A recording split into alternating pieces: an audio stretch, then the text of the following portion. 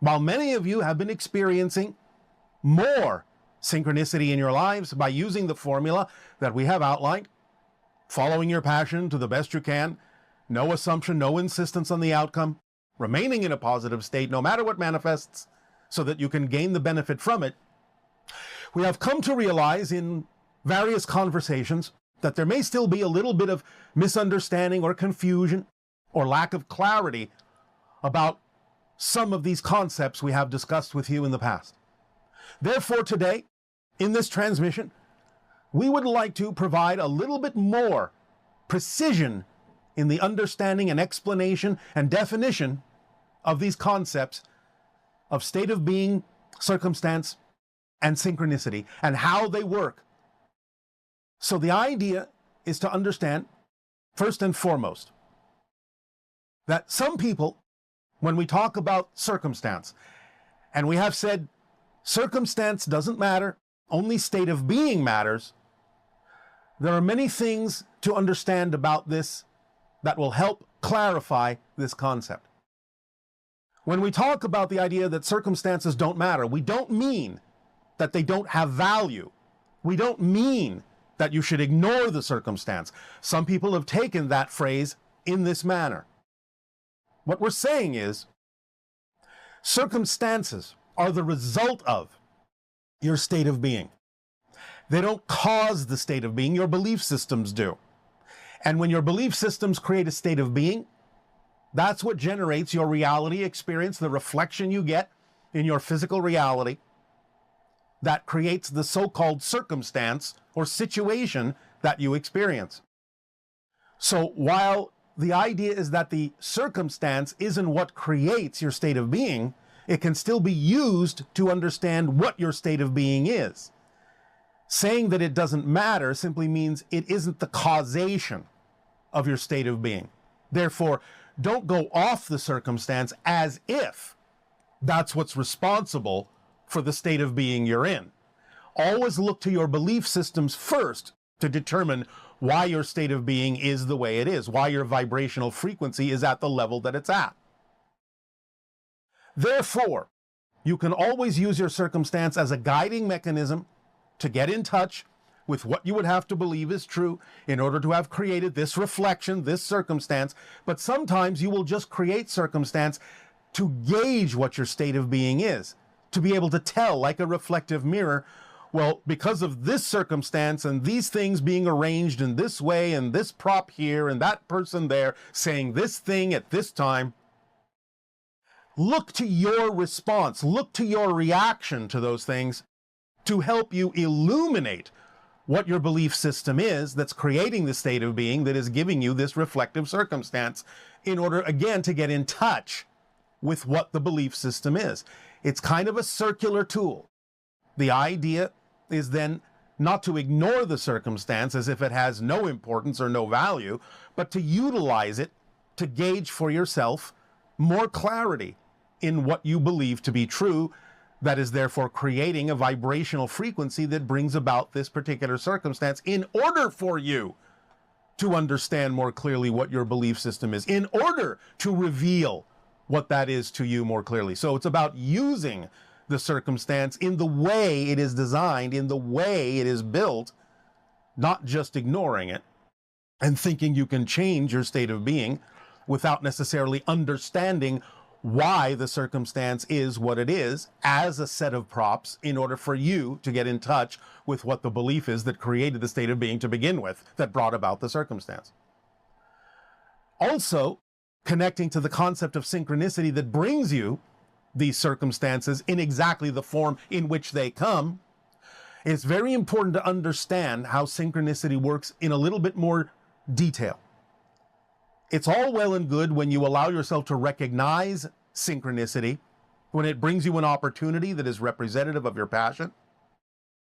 and it brings you the ability to act on things in the direction of your passion, and it brings you signs and signals that you learn to interpret as being representative of your path, which again is represented by the vibration of your passion. But also, there are times when people might become a little bit confused, a little bit frustrated, why certain things are not going in the direction you thought that they would. Well, again, of course, this ties into not having insistence or assumption, as we have said many times. But the idea also is that synchronicity will work not only to provide you an opportunity to act, but more importantly, will sometimes provide you an opportunity to not be able to act in the direction that is not representative of your path of least resistance. Many people don't understand that synchronicity can use the negative side for positive reasons. So your inability sometimes to actually go forward in a certain direction is also an indication sometimes of synchronicity, showing you this is not the next step to take. This is not the direction you need to go in. This is not the path of least resistance, even though at first it may have seemed so. So it's important to really clarify in your observational skills and your discernment skills the ability to tell when synchronicity is not only telling you, yes, act on this, but is also telling you, do not act on this. You don't have the ability to act on this. This is not going to take you further. And you have to pay attention and have the discernment to tell the difference between when synchronicity is telling you this is not something you can act on, or whether or not is your own fear-based belief telling you not to go forward. We understand that this can be sometimes a little bit challenging to tell apart,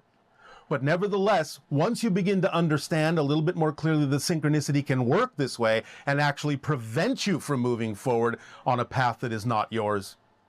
you'll be able to tell the difference through practice between your own fears stopping you and synchronicity simply putting up its hand and saying, no, not this way. Look for the other way that contains your passion. Don't keep trying to go down this path, because right now, this is not the path of least resistance. This is not representative of the passion that is truly you. So the idea is that synchronicity and circumstance and state of being all work together, kind of in a triad, to help give you the guidance and give you the ability to know where you stand as a navigational tool, so to speak, at any given moment, to let you know what is something to act on, what is not something to act on, and to observe these things, to stay in that state where you look at your state of being, where you look at the circumstance and the value that it brings you as a reflection, and you understand and look at the synchronicity and how it is working, both in the ability to act or the ability not to act. You can gain in that process more insight into exactly your timing, your pacing, making sure that you are exactly where you need to be when you need to be there in terms of your state of being. And remember, please, it is not about trying to get somewhere more than it is simply being exactly where you are in that process. Never assume you need to rush forward. Never assume you need to go faster than you are or slower than you are. The idea is that the synchronicity in working with state of being and circumstance, if you are willing to have this discernment and realize all the different ways this is working for you and use these tools in the way they can work for you, you will then always be willing and excited to stay in the moment, in the process, because that's the most important thing right there. Not where you need to go after that, but right there, that's the whole idea. That's the whole reason why whatever is happening is to be in that process and in a state of being and in a circumstance synchronistically where you are examining your belief systems, finding out what the value of the circumstance is as it came to you, discerning what synchronicity is telling you about moving forward or not moving forward at that particular moment in that particular way, and adjusting your state of being and first and foremost your belief systems